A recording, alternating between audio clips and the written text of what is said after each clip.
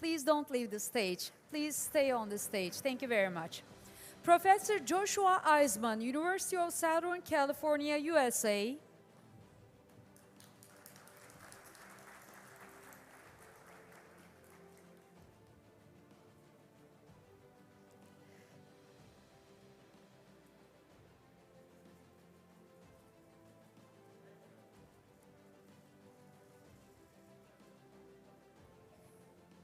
Professor Jose Luis Pedro, Imperial College London, UK.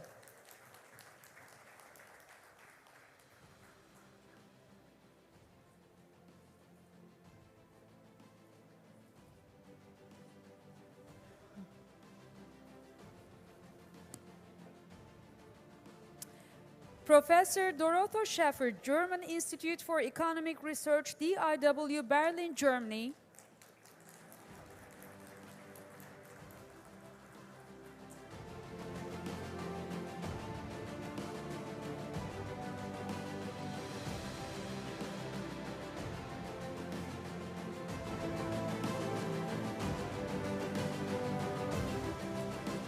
Professor David B. Outresh, Indiana University, USA.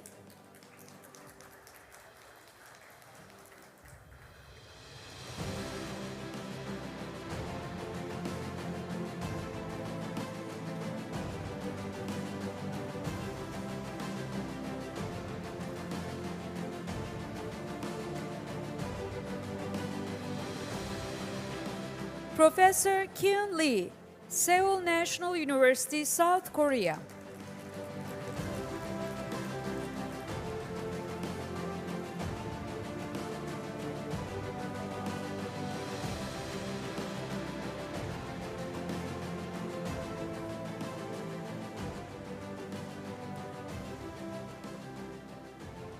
Professor Roy Thurick, Erasmus School of Economics, the Netherlands.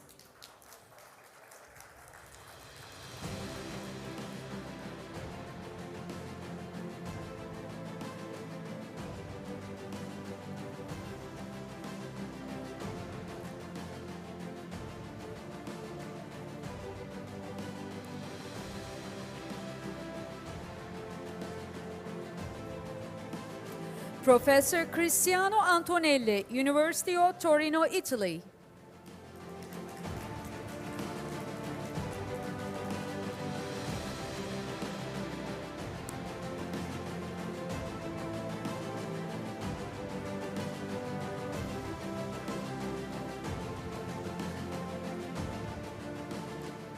Professor Max Gilman, University of Missouri, St. Louis, USA.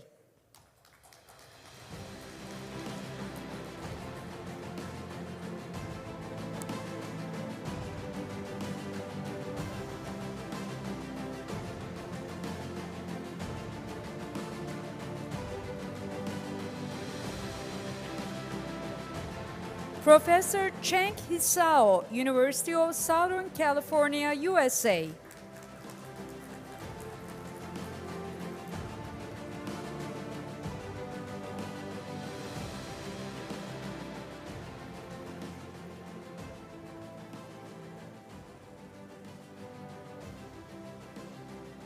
Professor Dongyun Park, Asian Development Bank, Philippines.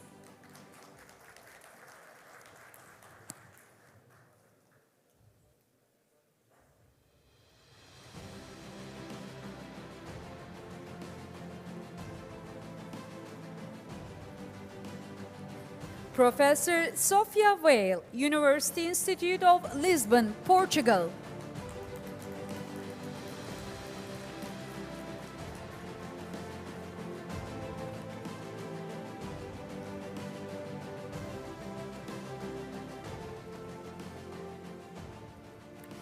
Professor Gazi Salahuddin, Linköping University, Sweden.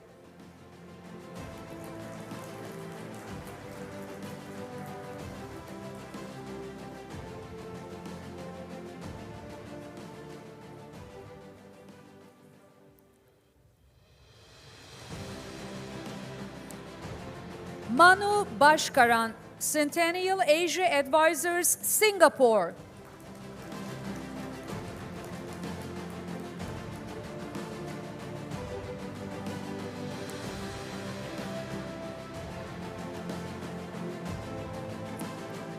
Professor Jonathan A. Batten, RMIT University, Australia.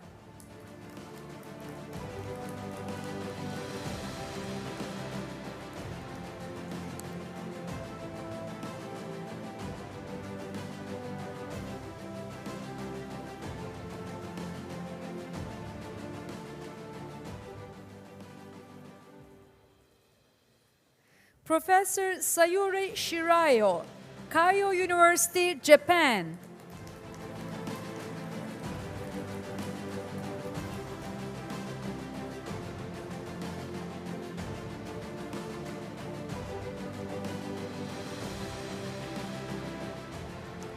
Professor Douglas Cumming, Florida Atlantic University, USA.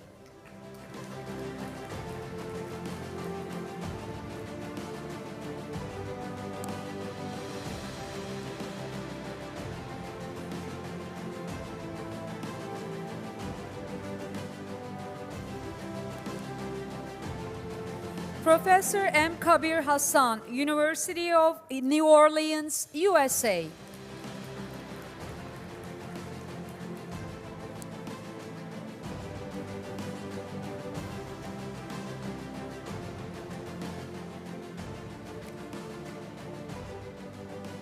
Professor Rim Ayadi, City University of London, UK.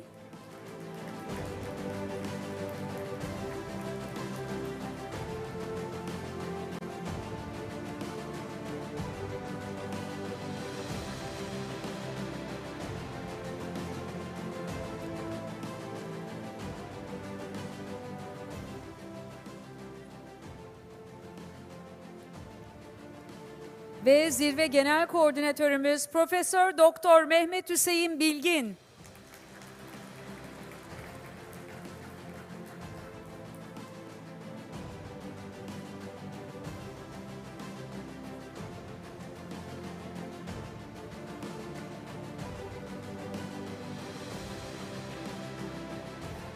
Thank you all for your participation. I kindly invite you to the first two steps to have a family photo all together.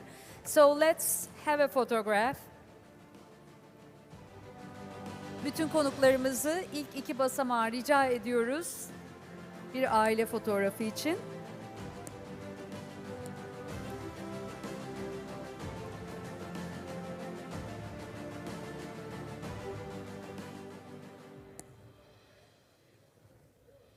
Thank you very much for your contribution.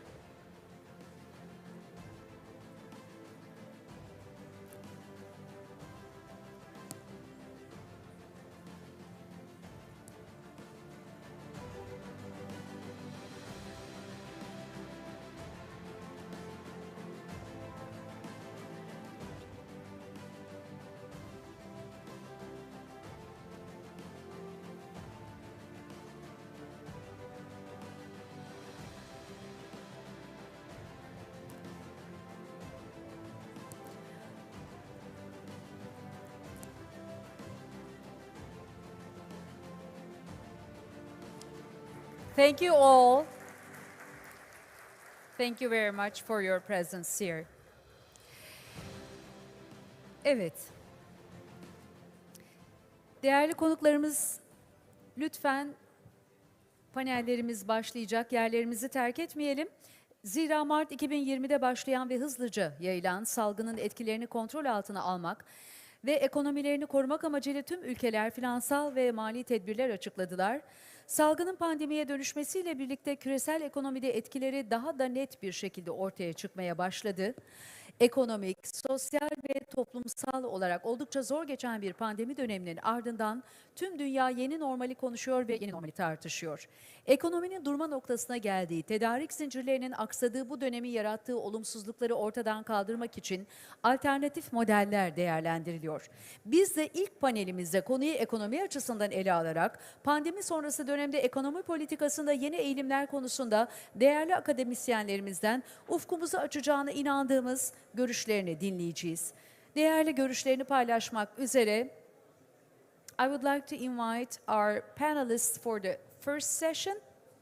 Kobe Üniversiteden moderatörümüz Sayın Profesör Charles Yuji Horioka'yı, University of Southern California'dan Profesör Joshua Eisenmann'ı, Imperial College London'dan Profesör Jose Luis Pedro'yu, German Institute for Economic Research DIW Berlin'den Profesör Dorothy Schäfer'ı sahneye davet ediyorum. İyi paneller, kolay gelsin.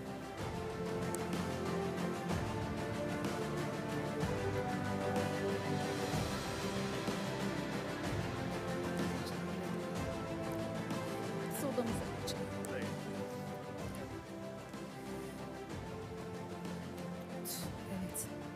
Onurcuğum, şimdi odamıza geçelim. Giderken de birkaç...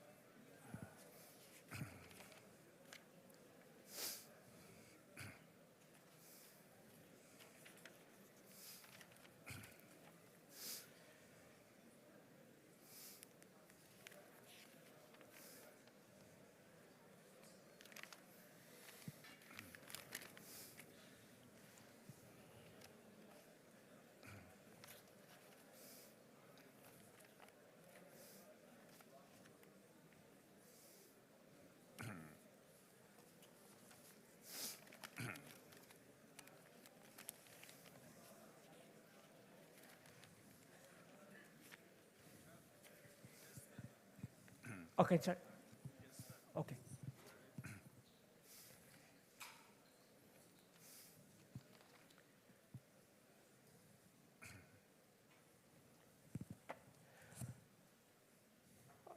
Good morning, everyone. Welcome to the panel on new trends in economic policies in the post-pandemic era.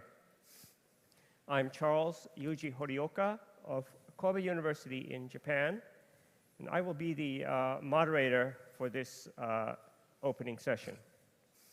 Professor John Rust of Georgetown University in the US was supposed to be the moderator for this session, but as Professor Bilgin already mentioned, unfortunately, he was not able to make it due to health reasons, so I will be the pinch hitter for him. First of all, I want to thank the Turkish government, the Ministry of Treasury and Finance, the Treasury and Finance Minister, Dr. Nureddin Nebati, Professor Mehmet Bilgin, and all the other organizers for organizing this exciting event and for gathering distinguished economists from all over the world for this event. It's an honor and privilege to be part of this event, and I am grateful for having been invited. The title of this session is New Trends in Economic Policies in the Post-Pandemic Era, and it will discuss how the pandemic has changed the way in which we conduct economic policy and what challenges the pandemic has created for policymakers. So you can see that the topic of the first session is the broadest of the four sessions, and it will provide a useful overview of the issues we will be discussing today and lay the groundwork for later sessions. As for how this session will be conducted, there are 4 panelists, including myself, and I will ask each panelist to make an opening statement of about 10 minutes each. After that, we will have a discussion among the 4 panelists for the remaining time. And unfortunately, we will not be able to take questions from the audience due to time limitations. Well, we are very pleased to have several very distinguished panelists in this session, and I would like to introduce them to you briefly. First, to my left is Professor Joshua Eisenmann. He's the Robert R. and Catherine A. Dockson Chair in Economic and International Relations at the University of Southern California in the US, which is a prestigious endowed chair. And he has many interests, including international economics, economic development, political economic, and so on. And he's also an NBER research associate of the National Bureau of Economic Research. Next to Professor Eisenmann is Professor Jose Luis Pedro, Professor of Finance at Imperial College London in the UK. And he has done important research on systematic risk, macro-prudential policy, and the causes and impact of financial crises. And finally, we have Dr. Dorothea Schaefer, Research Director of Financial Markets at the German Institute for Economic Research, DIW Berlin, in Germany. And she has a broad range of research topics, including banking regulation, green finance, institutional diversity in banking sectors, household asset portfolios, financial markets, and gender. So we are very pleased to have these 3 very distinguished panelists participating in this session. So without any further ado, I would like to ask the panelists to make their initial presentations on topics of most interest to them in about 10 minutes each, or a little longer if they wish. And first, I would like to call on Professor Eisenmann to make his presentation. And I think it's appropriate to have him make the first presentation because he is going to give us a historical perspective and to show that the pre-global financial crisis trends were not sustainable and that it is not possible to return to the pre-crisis regime. Professor Eisenmann, could you please give your presentation? Thank you very much for the kind introduction and for the invitation. So I would like to outline the agenda by going back to the years of Clinton's administration to set the ground, to explain the forces that led us to where we are. And this is useful in trying to understand where probably we'll go and what are the new challenges. So in a nutshell, I'm sorry to use some jargon, technical jargon, but if you... do you want to advance the... Yeah. Okay. Super. So in a nutshell, I'm happy that you can see it. Macro tail risks were mostly ignored by the US and the EU in the years prior to the global financial crisis. And policymakers and down the road the market presume that if tail events happen, they know how to deal with them.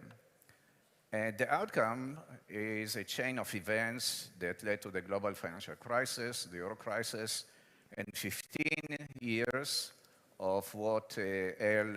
Ariane called central banks are the only game in town. And this is a buzzword for the period of attempt to fight the global financial crisis and the other events that followed, providing elusive path of stability achieved by growing bailouts with key role for central banks in the context of generating policies that delivered negative interest rates. bailouts and fiscal dominance, delaying thereby fundamental adjustments. And I would like to argue that there is no credible way back to the pre-global financial crisis dynamics. First, they were not sustainable to start with, and I'll try to illustrate it shortly.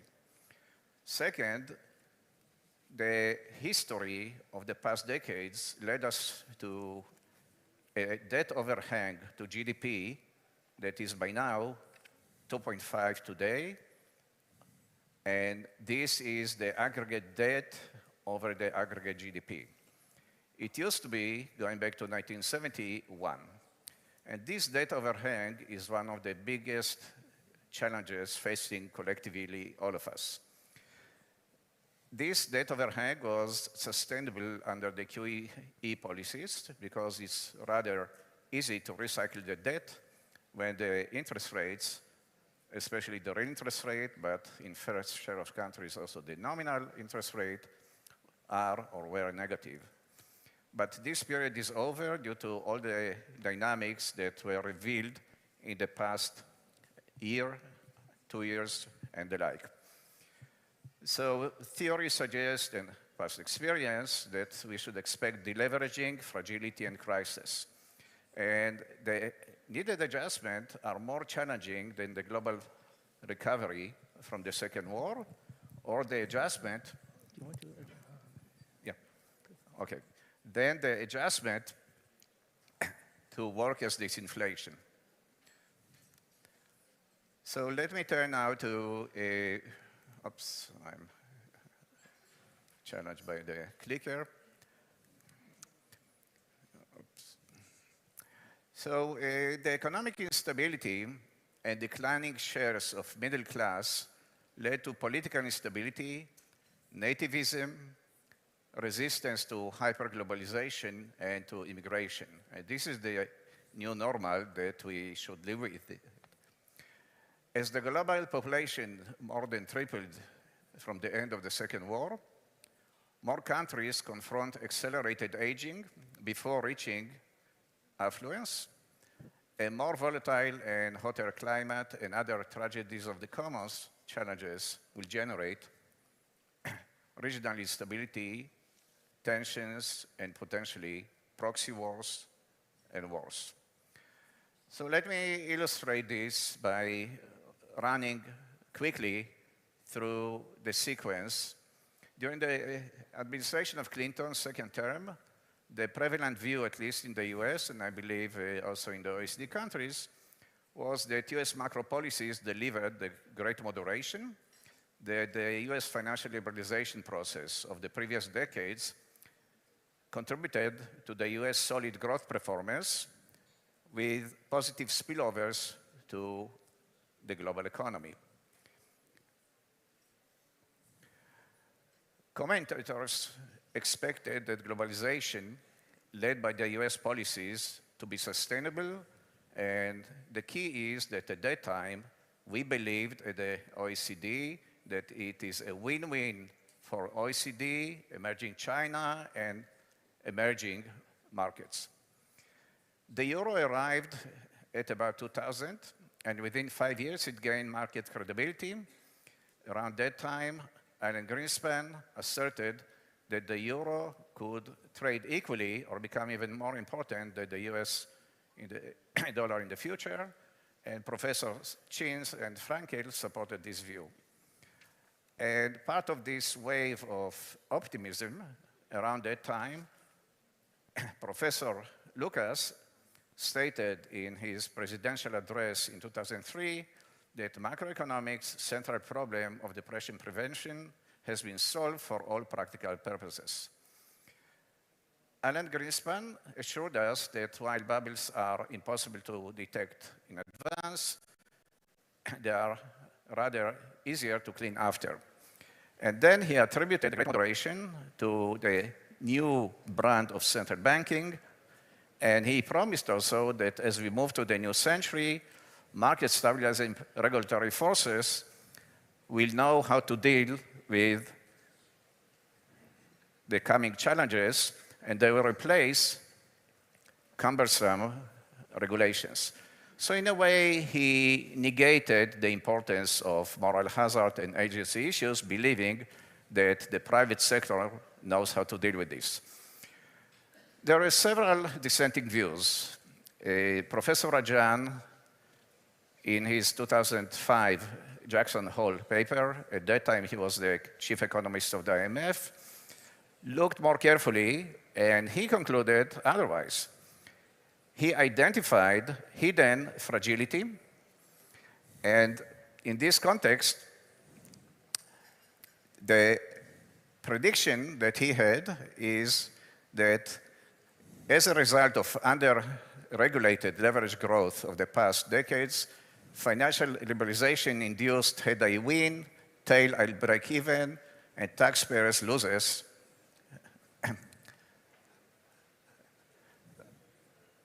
And this is associated with the growing importance of shadow banking and herding. And the outcome is that banks, the financial system, and taxpayers, and indirectly the global economy, is exposed to growing tail risk. Schiller, around that time, concluded that there is a massive real estate bubble. And interestingly enough, this and several comparable dissenting views were mostly ignored by the market. Well, too bad. The global financial crisis showed that these dissenting views were accurate.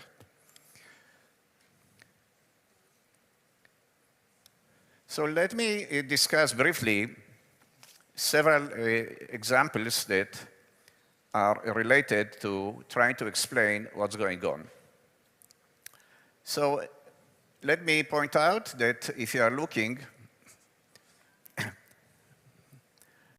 at the blinders that induced this inability of the market and policymakers to understand the growing fragility, one should recognize that this may reflect a fundamental behavioral paradox. And I would like to spend a minute identifying it. Crises that have been avoided are unobserved and unknown to the public.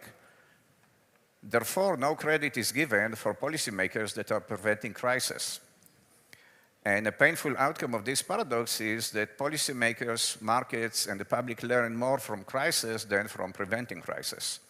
And if there is a prolonged period of stability, and in the economic arena, prolonged is anything more than 5-8 years, then there is a growing pressure for deregulation, because regulations are opposed by the market and by the financial system. Now, most macroeconomic models overlook key factors and behavioral issues. So let me illustrate this by relying on the model of Professor Lucas, which was quite popular. And this model assumed that the volatility of the GDP is not affecting average growth, concluded that the gains from macro stabilization policies are close to zero. However, looking at the data, okay, thank you. Looking at the data, oops, yes, looking at the data, we know that more volatile business cycles are associated also with lower growth. Hence, successive stabilization potentially is very important for securing growth. So let me turn to the second example.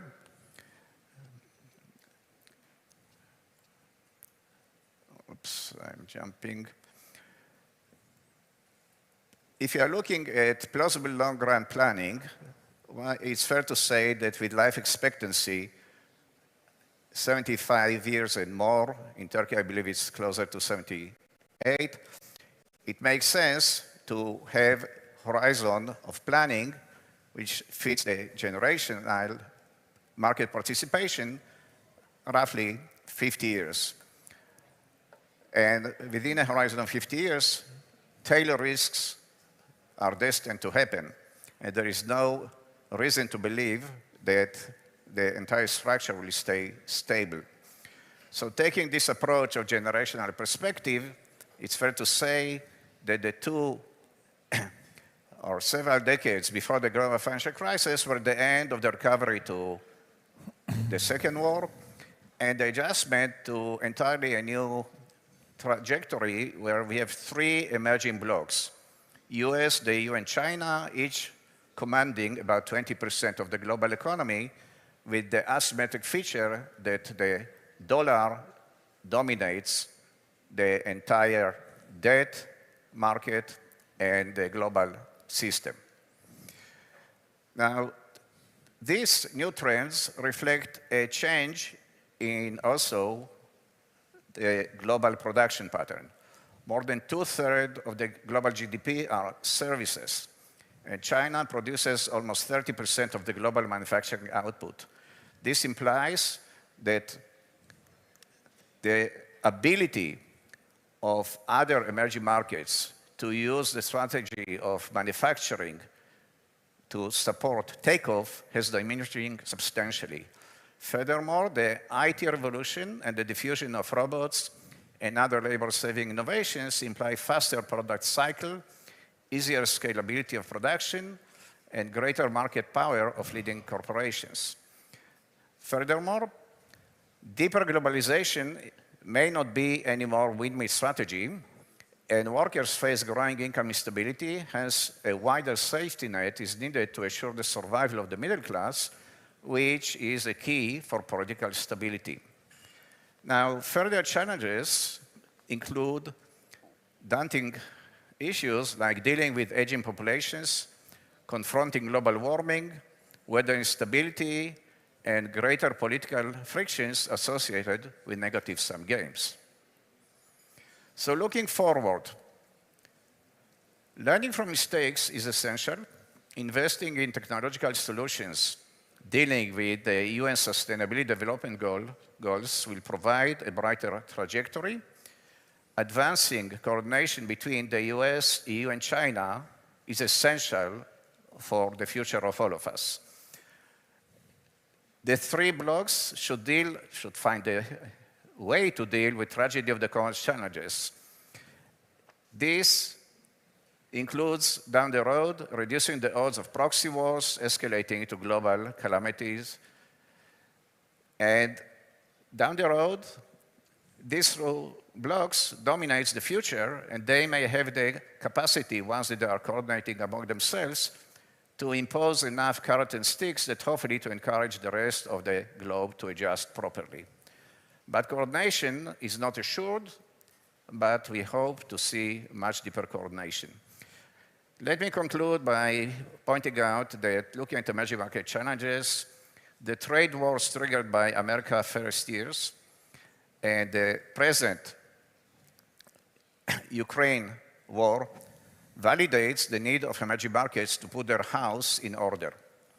And the sudden storms of the 90s, the global financial crisis, the easy crisis, induced emerging markets to adopt important macro defensive strategies. Let me skip the details, but let me conclude that all these adjustments of emerging markets are very important in reducing their exposure to the shocks emanating from the 3 blocs, including the financial instability. Chances are that the great moderation is over. There is no way to return to it. And we are facing new challenges. They are tougher to deal with than what we had before due to the fundamental reasons that I pointed out. But these steps do not suffice to deal with the looming challenges that include greater exposure to fiscal dominance, which I will argue that this is the biggest immediate challenge facing us because of the rapid increase in the interest rates. With the lag, it's a process that will generate collapsing dominoes of countries, and we have seen it already in rescheduling of debt, Ecuador and others, and the list will continue. In addition, emerging markets should adjust policy to fast-moving financial shocks, tens of trade shocks, nature calamities, and all the other challenges. So investing more in defensive posture and in human capital may be the best, second best emerging markets response until hopefully we'll see much greater coordination among the three blocks. Thank you for your attention.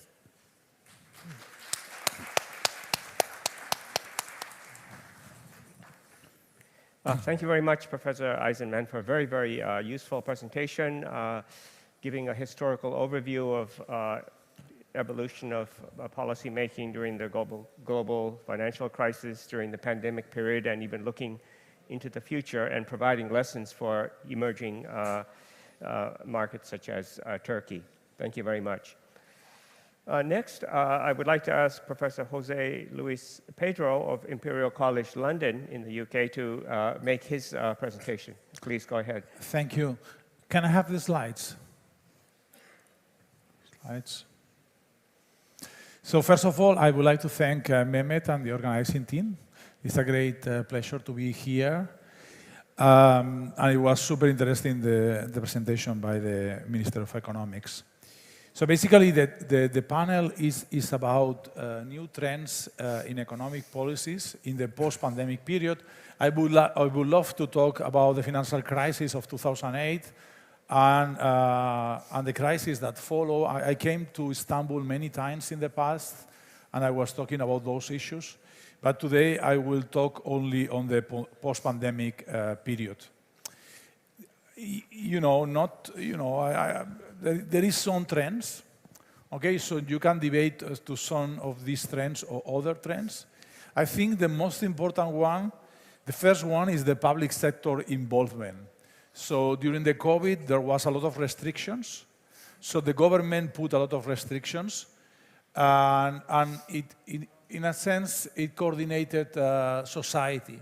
And this was a big, important role of the government. There was also a point of insurance, social insurance, in the sense that people that might not be working because, they were a lockdown, then the government in general, I'm talking about, for instance, United States, Europe, and other countries around the world, basically they supported wages of people that couldn't work.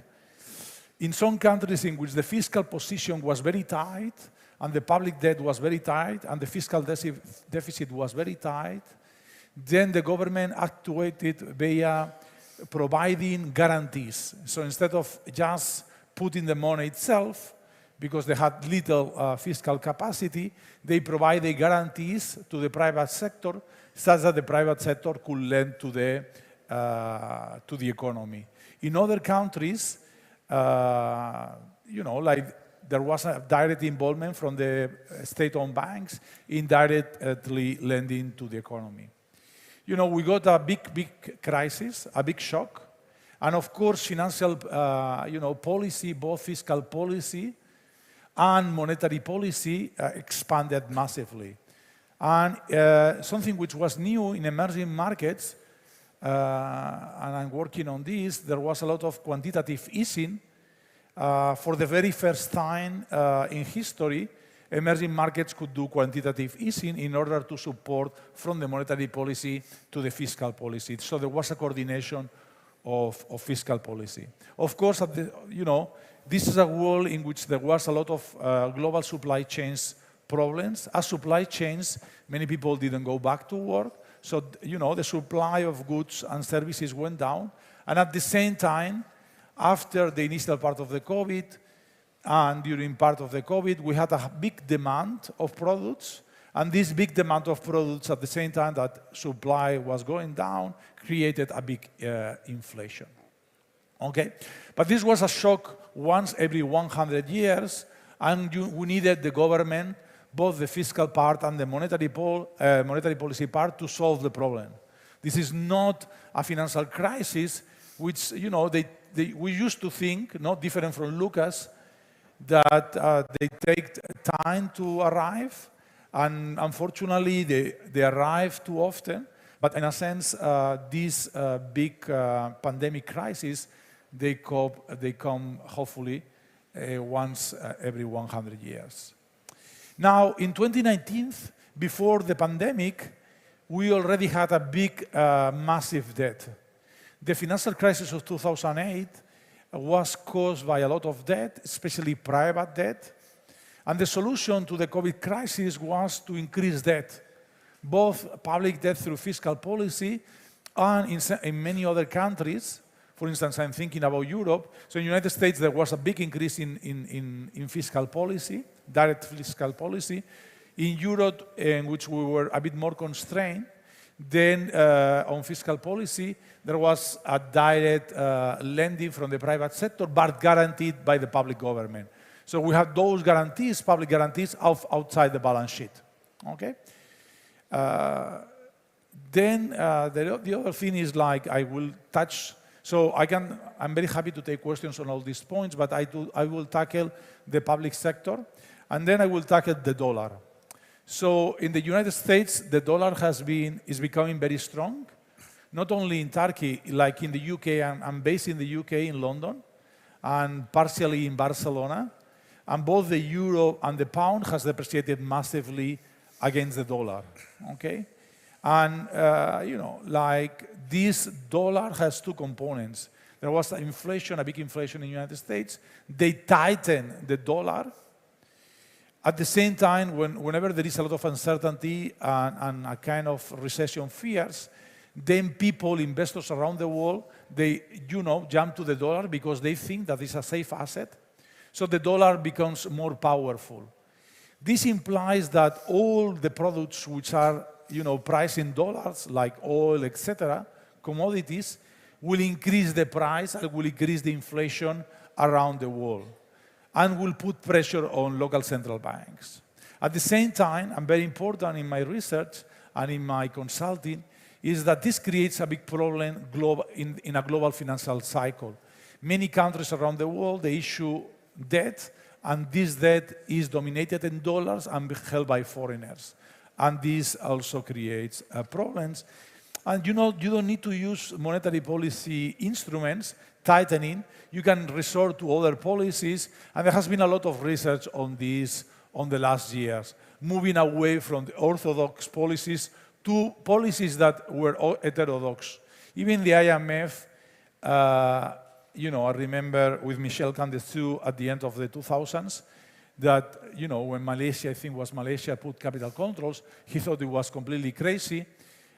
In 2011 or 12, Olivier Blanchard from the IMF, chief economist, said there could be a last resort type of policies. So you tried all the policies and they don't work. You try capital controls. And last year, the IMF said, it's not even last resort policies, it's another policy toolkit. Okay? Now, related to the previous presentation, so we live in a world, there is a challenge to the US dominance, like a multipolar world. We talk about maybe there is a challenge to globalization. Globalization, since the financial crisis, has been reduced. Like, for instance, in Europe and the United States, we talk about onshore, reshoring, and friendshoring.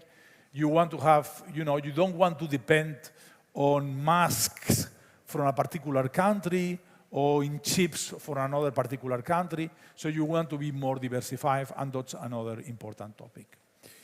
I love to work in this topic, but climate change, I will not say anything about climate change, but climate change is something which is important for sure in the long term, on the long term, also in the medium term. Now we face an energy crisis. Maybe this is not the best moment on these issues. And in Europe, we are debating about natural gas, about nuclear energy. But as a medium, long-term challenge, that's an important one. And the last one, apart from an important one, which is demographics, and demographics is changing. Look at China. China is growing a lot, but China has a big problem in demographics. It's not only Europe. It's not only Japan. The other thing is the digital economy.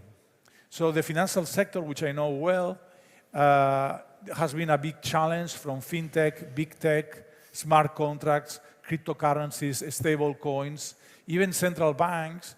Before the last fall, before the rise of interest rates and the crash in the bubble on crypto, Central banks, they wanted to create what I call their CBDCs, which is central bank digital currencies. And, like today there was an article, there is other international payment systems, like there is a Russian one, there is a Chinese one, and so people are trying to diversify, and this could be something interesting in the future. I only have 10 minutes, so I will concentrate only on 2 topics. Let me just say that,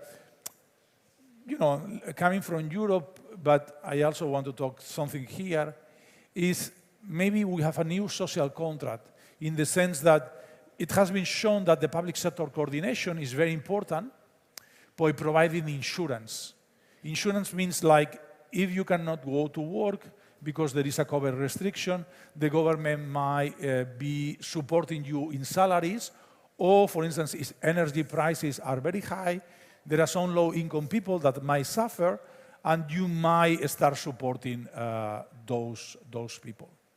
At the end of the day, and I think this was commented by the Minister of Finance and Economics, we have to check employment. Employment is super important. It's key for economic growth. It's key for inclusive growth, for inequality, and in general for welfare. So whatever policy we do, it has to be into the consequences of, are we doing better, no?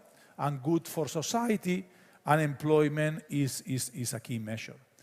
For instance, coming from the UK, coming from London, I am one of the people that I'm benefited from the tax cuts from the new government, but are these good? Can we, reduce tax cuts for the rich people, for the high-income people, not funded by taxes or by salary cuts, by spending, social spending cuts, and then you don't support the people that are suffering on energy, and then you are supporting for the people that we have high income. Is this the right policy? And you could see it was immediately, because inflation is not an issue of only monetary policy and fiscal policy, it's a structural issue. But immediately the Bank of England, yesterday and Monday, had to go to the press, do declarations, and do quantitative easing. They are reactivating quantitative easing. So in the UK, there is an expansive monetary policy, not on the tightening of monetary policy rates, because they are tightening monetary policy rates, but they introduce quantitative easing, which is buying government debt in order to minimize financial stability problems. This is a bit far away from London, from Barcelona, which I am originally from, maybe from Turkey, which is Scandinavia, which is the last topic. Scandinavia is a system in which the public sector is very, very strong. The social insurance is extremely strong, ex ante and ex post, and it's a country which is highly efficient. Maybe different countries should have different policies, but this policy looks very good. And for instance, in Europe, some of the countries, we want to copy this policy, not the policy, I think, which also was commented by the minister, of going back to the 1980s of the neoliberal policies of Reagan and Thatcher. Okay, so Scandinavia would be a good place. They are very rich. They are happy. I mean, if you follow these rankings, Denmark, I think, is the happiest country in the world. Okay, maybe not all of us can have the same policies. We could have different policies in different countries, but that's an interesting contrast with the neoliberal policies currently in the UK or back in the 80s in the UK and the US. I want to talk about the last thing about the last 2 slides. One thing on credit.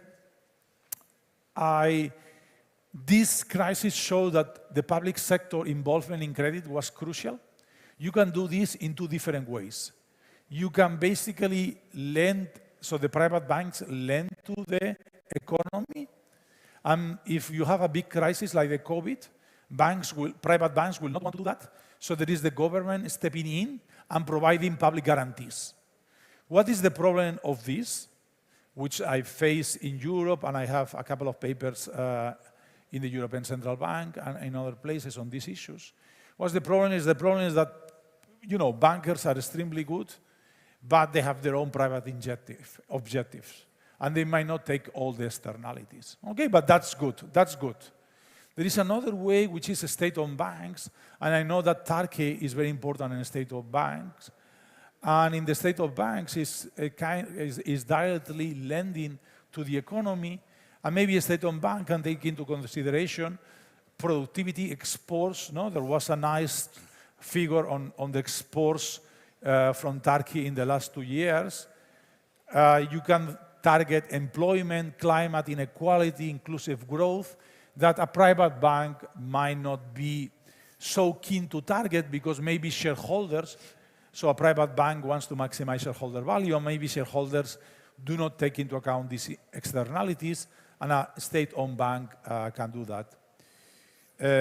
This is my involvement in the European Investment Bank, in which I've been consulting and still consulting, in the European Bank of Reconstruction and Development, and still consulting in the Inter-American Bank, which in Washington, which is called BID, or locally in Spain in ICO and ICF in Catalonia. And I know that state-owned banks are important, are very important here in Turkey, and they have a very important role. So the last line in the slides, at the end, I am not advocating one thing or the other thing. I am advocating like an equilibrium in which they coexist, both private banks, which is very important, the private sector, and the public sector. Okay, and they can cooperate in many times. Okay, these public sector, private sector initiatives, or they can do sometimes one does it alone and the other does it alone. And the very final slide that I want to touch is on the current issues, which is these global spillovers from the US monetary policy and emerging markets global debt. If in the United States they have high inflation, this creates some political problems, some populism problems, and you were referring to those ones. So the Fed is tightening massively the monetary policy. It's not only increasing the rates, but it's saying a forward guidance. They say that they didn't want to do forward guidance, but now they are doing a forward guidance because in the last statement, the Fed said, we are going to have a tightening, and even if inflation goes down, we will be still tightening monetary policy.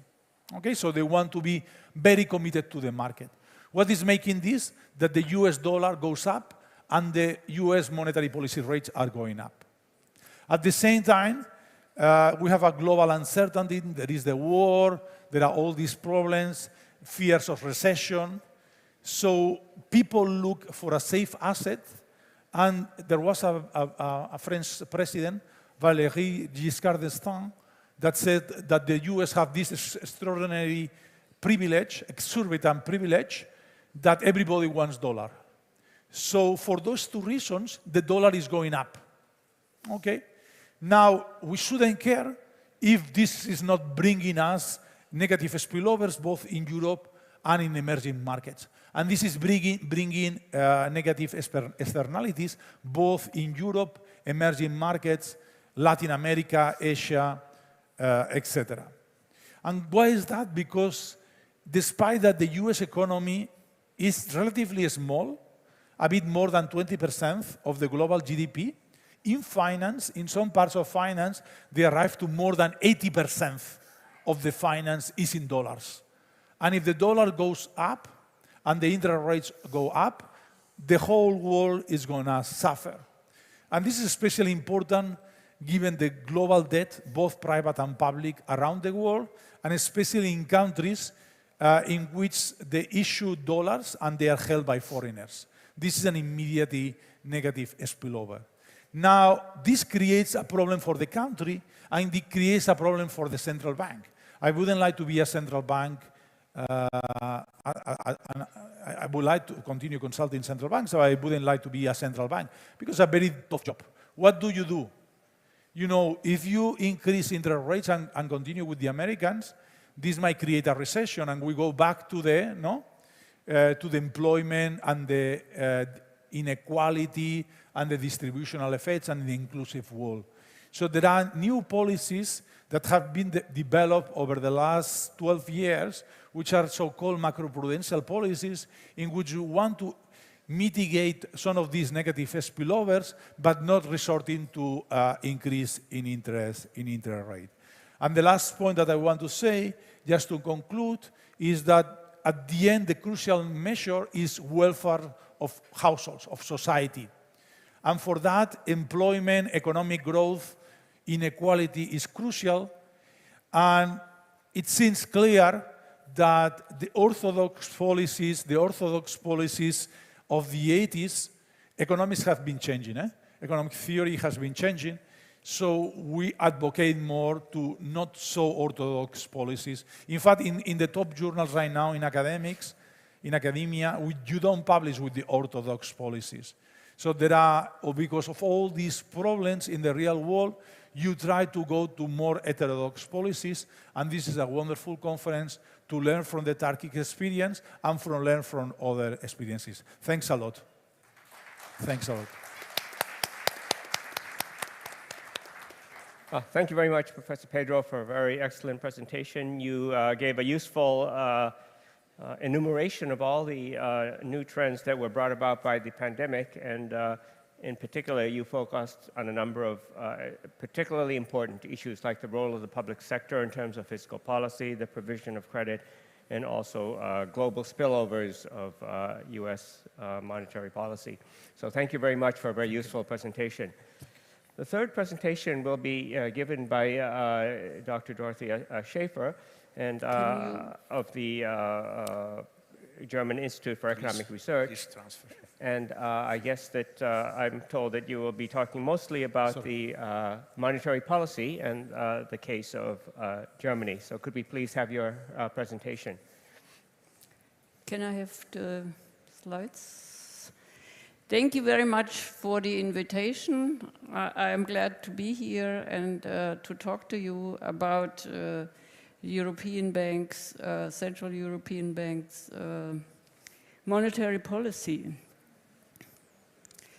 So we are confronted with multiple shocks. The pandemic crisis is not over yet. The security of supply in the energy sector is at risk. The fossil fuel prices are exploding. The transition to renewable energy is still not progressing fast enough. And the global food security is no longer given.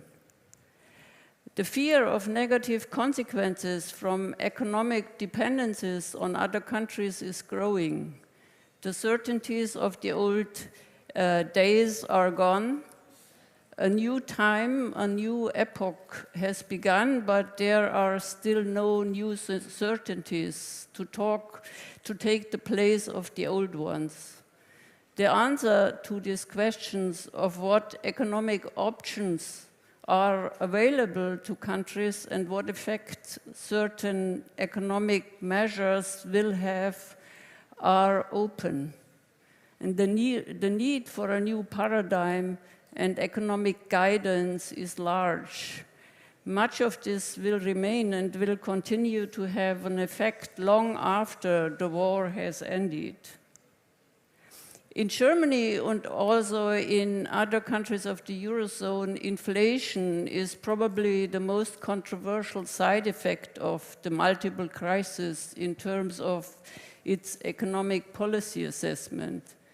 There is neither agreement on the cause of the increase in the inflation rate, nor on the appropriate means of combating it.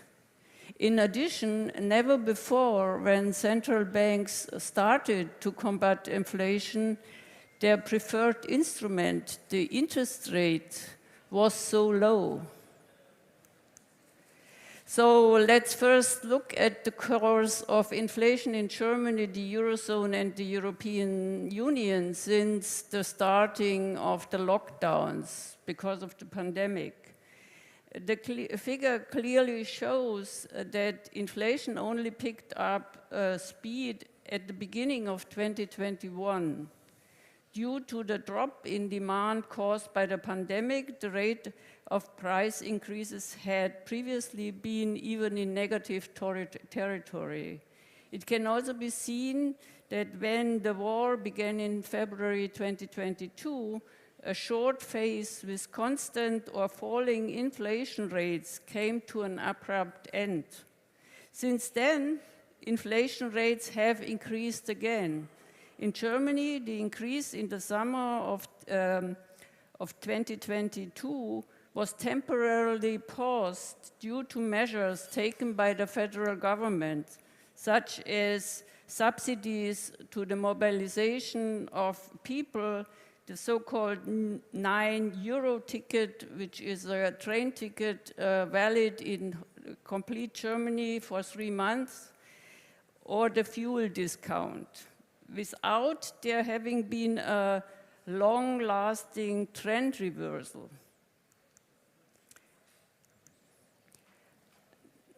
Have central banks contributed to the recent inflation? No, this is a supply-side-driven inflation. We were confronted with repeated corona supply-side shocks. Supply chain distorted worldwide, also in the EU. In addition, the pre-war time, and even more so the war in the Ukraine, exposed us to severe restrictions in energy supply, which drive energy prices to unknown levels and affect basically all prices. Supply shocks created scarcity. Scarcity eliminates competition as a price stabilizer. For competition to work again, either the supply side has to be increased, the supply has to be increased, repair of supply chain, alternative energy production, or the demand for goods needs to go down. Will interest rates hikes by central banks, which we observe now in a broad scope, help to tame inflation pressure? No, at the moment, not. Presumably, they may even contribute to increased inflation. Credit costs, very much like energy costs, are embedded into the cost of almost every product, and those costs will trickle down to consumer prices. Have central banks contributed? No, an unchanged demand, possibly even increased due to the savings overhang from the corona restrictions, met with a lower supply of goods. The central banks cannot do anything about the reduced supply of goods, and they cannot do anything about the pent-up demand due to the corona-related previous drop in demand. Raising interest rates during lockdowns to tie up excess purchasing power was no option then. That would have increased the risk of a widespread decline in asset prices and would have hit the financial system even more than the lockdown had already done. The central banks fought against the meltdown in the financial system, and I think they had to. Have central banks contributed to the fact that asset values have risen so sharply for years? Yes, of course, asset purchases lowered the discount factor for future cash flows and increased the value of assets and their prices. But asset purchases at the beginning of the corona crisis were used to avoid the meltdown of the financial system. This is important in particular if your complete retirement system is based on assets. Asset purchases can do that, avoid a meltdown by lifting up the asset prices again. Not at least because of this, the impact on the wealth. A harsh debate about the distributional effects of the ECB's monetary policy has come up. not just among economists. However, the advantages of the security purchases that protect the financial system were not as one-sided on the part of the asset owners as it might appear at first glance. The falling interest rates also benefited private and commercial borrowers. Households with lower incomes have also benefited through employment effects of low interest rates, in particular if members are employed in winner sectors, such as the construction industry or the export industry.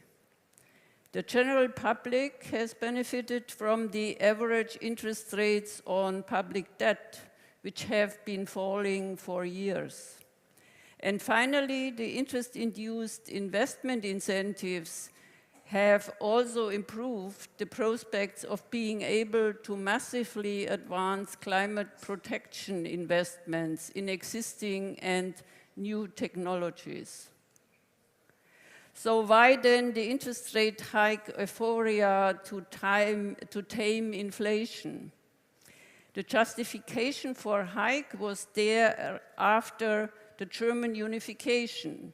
East Germans had purchasing power, but did not like their own products anymore. They demanded only products from the western part. Accordingly, Bundesbank raised rates to convince people that saving is more clever than adding additional demand to the already too high demand. The justification today, reduction of the imported inflation. But this is not a reliable justification because if all central banks hike, then a hike in the Eurozone will not improve Eurozone's terms of trades and will not tame imported inflation. Another justification today, US Paul Volcker and then Deutsche Bundesbank were successful in the 80s of the last century. Yes, but Volcker and Bundesbank did not start from a zero or even negative interest rate. But today, central banks start from these levels. What does this mean for the old Volcker recipe? Can we be sure that it works again? Also, the circumstances are so completely different. I have some doubts. And yes, the Volcker recipe was successful then, but at what price? Only severe recessions and high unemployment figures brought the inflation rates down. Is this really the intention of central banks? Make countries suffer again from high unemployment rates? Are we willing to tolerate again such unemployment rates, such high unemployment rates? Shouldn't we think of other means to bring down inflation rates?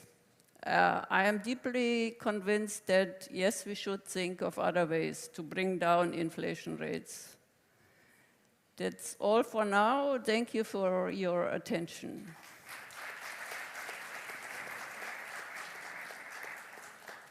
Thank you very much, Dr. Schaefer, for an excellent presentation. You focused on an especially important issue of monetary policy and interest rates. And there's been a fierce debate about this issue, so your analysis was very useful. Thank you very much. Some of my comments will be related to yours as well. Yes. Okay, last and also least, I'm going to make my own presentation now.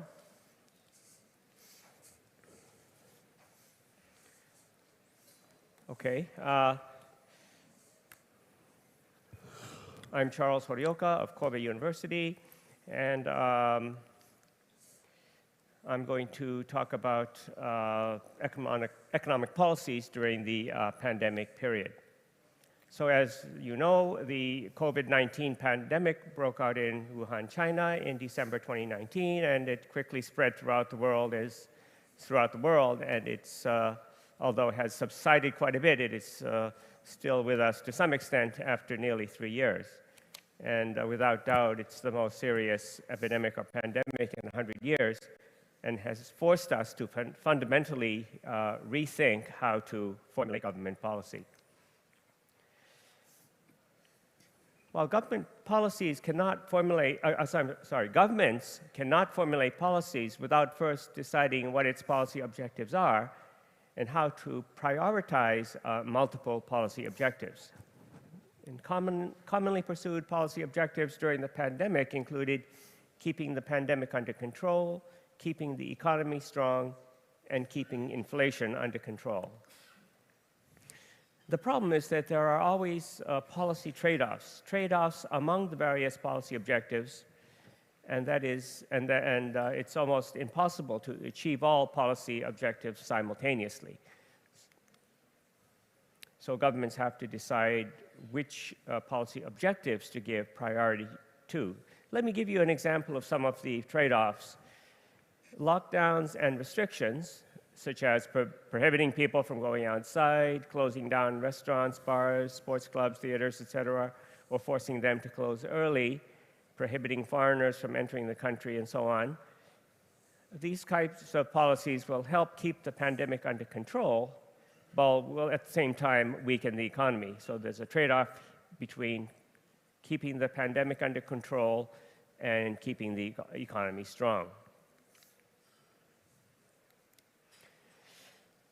Another example of a policy trade-off relates to monetary easing. Monetary easing will keep the economy strong by stimulating investment, but may also lead to inflation by leading to excessive demand and/or causing the country's currency to weaken, thereby causing the prices of imported goods to increase. So during the early phase of the pandemic, most countries engaged in monetary easing, and that kept the economy strong, but there was always the potential for this policy to lead to inflation. The third example is monetary tightening. Monetary tightening will keep inflation under control, but may weaken the economy by suppressing investment and/or by causing the country's currency to strengthen, thereby suppressing exports. During the latter phase of the pandemic period, more and more countries, especially in the US and Europe, have engaged in monetary tightening. And this may well keep inflation under control, but will lead to a weakening of the economy, as Dr. Schaefer was discussing in her remarks. So there are three possible policy objectives that countries can pursue, but the problem is that there are trade-offs among these three policies, and it's not possible to achieve them, all of them simultaneously, and that governments have to decide what their priorities are.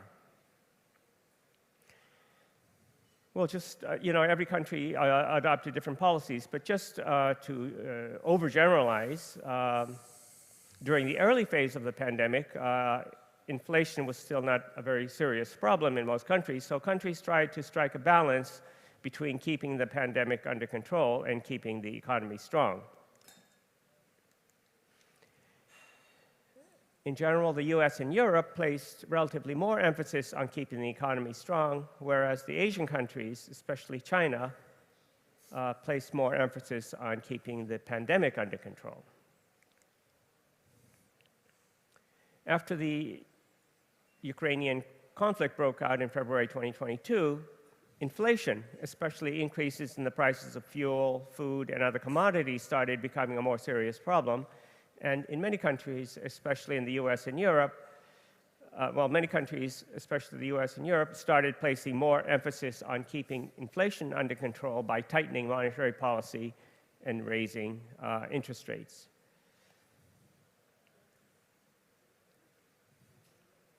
So just in a nutshell, that's what policy objectives the different countries chose to give priority to. And during the latter phase, so I just talked about the US and Europe during the latter phase. Now I want to talk about the Asian countries during the latter phase. Many Asian countries, such as Japan and Turkey, chose to continue giving priority to keeping the economy strong by maintaining an expansionary monetary policy, even at the risk of causing inflation to rise. So different countries chose to give priority to different policy objectives. US and Europe giving more priority to keeping inflation under control, and Asian countries such as Japan and Turkey choosing to give more priority to keeping the economy strong. There's no one right answer, and what policies are optimal will depend on what policy objectives the country's government decides to give priority to. And finally, I want to talk about the case of Japan because this is the case about which I am the most familiar. In broad terms, Japan pursued the following mix of policies.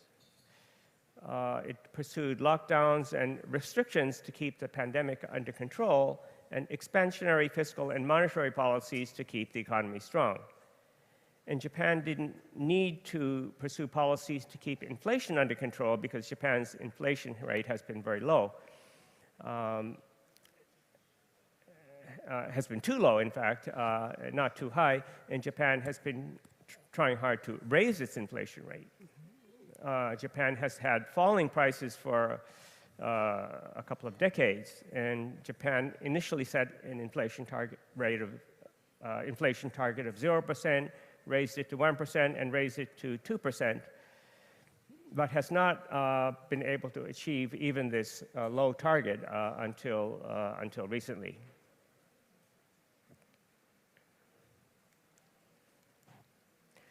And talking more specifically about each of these policies, in terms of Japan's policies toward lockdowns and restrictions, in the early phase of the pandemic, Japan decided to give top priority to keeping the pandemic under control using lockdowns and restrictions, such as forcing restaurants, bars, sports clubs, theaters, etc., to close completely or to close earlier at night, forcing restaurants and bars not to serve alcohol, encouraging workers to work from home, prohibiting foreigners from entering the country, and so on.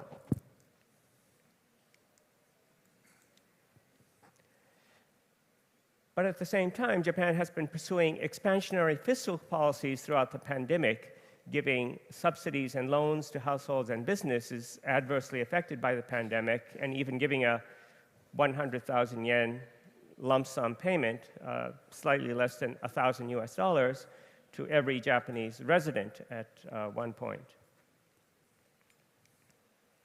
In terms of monetary policy, Japan has been pursuing expansionary monetary policies throughout the pandemic, keeping interest rates low, sometimes even negative, and continuing to pursue a policy of qualitative and quantitative easing, which consists of the Bank of Japan buying up government bonds and other financial securities.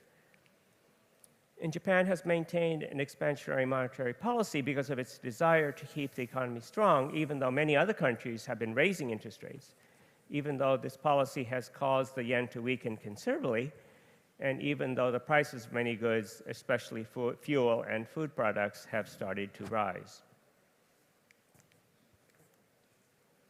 So just to summarize the case of Japan, fortunately, Japan didn't have to worry about inflation because it was too low, if anything.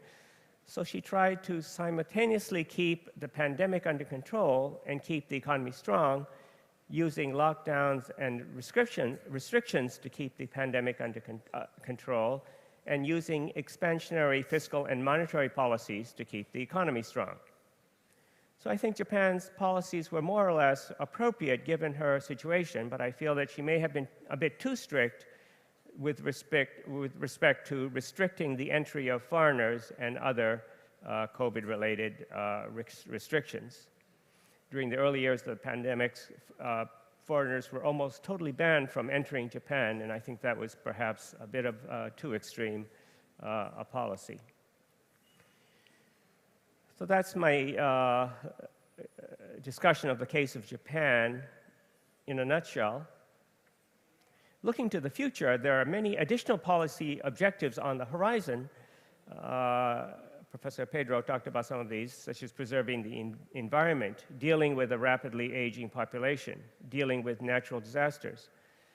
So governments will have an even more difficult time, difficult job of deciding which policy objectives to give priority to and how to simultaneously achieve multiple policy objectives. So I feel that there's more need than ever for capable economists to give advice to government leaders, and I think that this conference is an excellent example of this type of interaction. Thank you very much for your kind attention.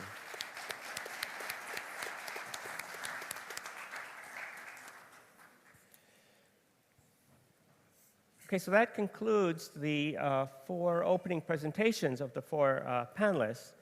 And I think we're running quite a bit behind schedule, so we don't have all that much time. We've already spent more than an hour with our 4 initial presentations. But in the remaining time, I would like to have a discussion among the 4 panelists. So I would like to invite panelists to ask each other questions or make supplementary remarks about their own presentation that they would like. Does anyone want to start the discussion off? Yes, Professor Pedro. Yes, I would like, Jean touched the issue about fiscal dominance. Fiscal dominance means public debt dominance. I would also say that central banks, both in the United States, in Europe, potentially in emerging markets, they are not only about thinking about fiscal dominance, fiscal dominance on the public debt, they are thinking about financial dominance. Like the stock market has been very high, private debt has been very high, so there is a financial dominance in addition to fiscal public dominance. And I believe in Europe, we will not arrive to the interest rates as high as the United States, not only because the supply side is more important than the demand side as compared to the United States, but also because there is this constraint on financial dominance. So this is one of the things that I wanted to say. The other thing, very briefly, is there were disagreements a long time ago in the 1980s, in the Plaza agreements, in the Louvre agreements, at the time that the Japanese have the currency very low, the Americans have the currency very high, and so there was an agreement in which, at that time, the US would reduce the value of the dollar, the Japanese would increase the value of the dollar. That has implications probably for the US, for Japan, for the bubble and the crash of the bubble. But in a sense, fora as the G20 are very important for the coordination of political, of monetary political policies forward, looking forward. Thank you. Okay, thank you very much. How about, Dr. Schaefer? I think we really have to start also with people from central banks to think about what alternative measures we have to bring down inflation, because I think that is really important. We saw in Germany that subsidies of the federal government brought the inflation for a while down for several months. But then the subsidies expired and inflation took pace again. So, and there are also a discussion, very lively discussion about price caps for certain goods. And I think this is really important that we bring economists really on the front to discuss alternative measures than interest rates to bring down inflation. It's a very, now we just, or the central banks or the ECB just follows the old recipe. And of course, in the US, they did these hikes, and we have to follow. Nobody really discusses that we should decouple. So we just follow. And I think this is detrimental for our economies. In particular in Germany, we are on the brink of a very severe recessions, and now we have these hikes. So we should really discuss what alternative measures we have to bring down inflation, because it's not an option to not bring down the inflation, at least not in Germany. We have severe fear that we have to go on longer with quite high interest rates, quite high inflation rates. So it's really important that we have alternative measures to bring down inflation, and the economists is the group who has to come up with ideas. Right, right. Sounds like you agree with Professor Pedro that traditional policies have not worked, and maybe it's time to have some new policies, heterodox policies, to deal with these serious problems. Professor Eisenmann? Yeah, at least for the US, it's quite not popular to say what I plan to say, but the US is one of the undertaxed countries. And if you recall, President Clinton was the last one that increased taxes. And the political debate was, it's totally stupid, there'll be a recession. And the outcome was the opposite. This was the beginning of the boom of the late 90s. To such a degree that Bush Jr. Reduced the tax hike, and his argument was supported by Alan Greenspan. Gee, you know, with such a surplus, fiscal surplus, we are going to deplete the stock of US government debt. So my point is, at least in the US, I think a small or more than small increase in the tax in a way which will target mostly the upper middle class and the wealthy may generate, I think, the proper signal in terms of the importance of the leadership of the US. I believe also that in the special case of the US, it may start the process of disinflation beyond increasing the interest rate. And of course, this may be balanced by targeting help for the low middle class. And let me point out that, to my knowledge, the US is almost the only country in the OECD that don't have value-added tax. Mm-hmm. So the simple recommendation of naive economists like me impose a value-added tax of, say, 4%. If you know, the US is the country that is wasting the most on inefficient, on average, medical services, that is commanding 20% of the GDP. A fair share of the inflation in the US is related to the inefficiency. Oluşturuyor. Yani tıbbi sistemin kaybı çok büyük. Burada durayım ama şimdi söyleyeceğim şey şu anki politik sürecin karşı çıkacağı bir şey.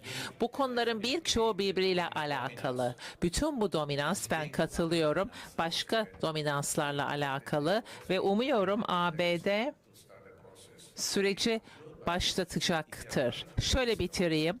Tarihe bakarsanız İkinci Dünya Savaşı'nın yıkımından çıkış, kamu borcu ABD'de o zaman %106 idi İkinci Dünya Savaşı'nda, 1970'te %25 gibi bir şeye geriledi. Sihir şuydu, bütün bu enstrümanları kullanarak başlangıçta finansal baskı vardı, vergiler de artırılmıştı.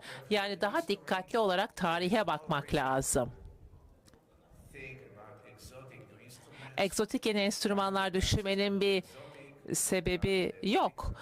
Katma değerli vergi egzotik bir şey değildir.